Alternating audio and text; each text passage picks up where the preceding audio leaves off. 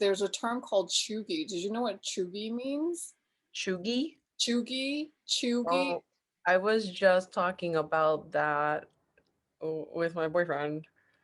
He's like, it's like when you're old and you're trying to be cool. Oh my That God. My was. There was a girl on TikTok that she really explained it. It was like the way she explained it in like less than a minute. I thought was so funny. Is like if how you're, did she explain it? she's like anything on BuzzFeed, chuggy. It's like that's where I get my news from. What are you talking about? Because it's real news.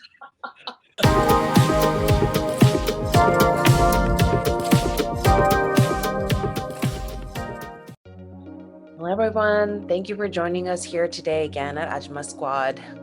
For all the parents out there, summer is right around the corner. I'm talking, if your kids are not already out of school, they're going to be out of school in the next week or two. So Joanne and I wanted to talk about some of the great activities that we can do with our children this summer. So join us. Thank you. What did you think about, spending time with your kid, just a couple of hours or spending a whole day or even an overnight trip with your kid, because you're constantly dividing your attention between multiple kids and you feel bad. And they open up to you too when Yeah. you just have them by themselves and you talk to them and they start like telling you things that you never knew. Like, Yeah. I hope to do more of that over the summer. So I do have like that one-on-one time when they're not being worried about homework and all that stuff.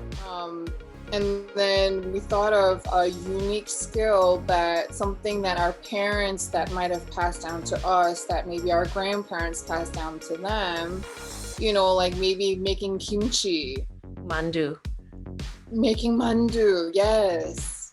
That's a You great know, family activity. Like my extended family on New Year's Eve, we used to have a mandu making contest because there was a lot of us. Like my mom has like 4 siblings, so all 5 families would sit down and we'd all team up and compete who can make, who can be the fastest, who can make the prettiest mandu, or like we yeah. have all these random contests, and it was a good time. And then you eat later. Like a particular way that maybe your grandmother or your mom danced or whatever, or you sang songs to, like, I mean, as corny as it is, but it's just carrying down that tradition, and and it doesn't cost anything. I know. I kept crocheting and knitting needles for my grandmother. Oh, And Gabby wanted to learn how to crochet, but my mom picked it up. So she's been like crocheting like crazy, and then she's teaching Gabby how to do it slowly. yeah. Gabby was like, maybe I should sell these. I was like, okay, you gotta learn actually how to do it first, but not a bad idea. Not a bad idea. A really nice way to learn something is like trying to teach it and then learning it as you go. Yeah. Which leads me to my next one. Learning and relearning how to do things. Like for me, they say you're supposed to remember how to ride a bike. I cannot jump on the bike anymore. I forgot how to ride a bike, to the point that I fell off my bike down the street. And my neighbor was probably so mortified, she like ran into the house because I fell off my kid bike. Hey, mommy, go. And then like rollerblading. I don't know, did you rollerblade when you were younger? I roller skated like a lot. I had those like Yeah. white roller skates with hot pink wheels. That was like my jam. My kids just picked up my rollerblading, so like they're really like they're ultra quick on it now, and like now I kind of regret, like I should have done it together. Totally, I don't even know how to get on it anymore. I'm afraid I'm gonna break a bone. Yeah.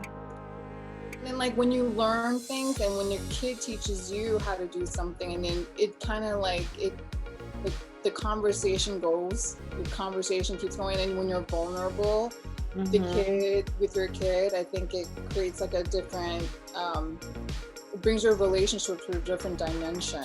Like your dynamic is different, and you connect again with your kid, and they teach you how to relearn things. There's actually a lot of summer volunteer programs. The website that has the volunteer programs is called pointsoflight.org.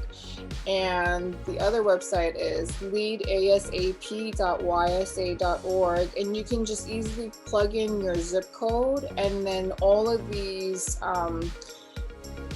like all of the areas that your kid may be interested in volunteering in, whether it's environment and philanthropy, music and arts, poverty and hunger, animals, reading and learning, technology. Even if they don't want to go out, you can volunteer remotely, or you can do it at the facilities.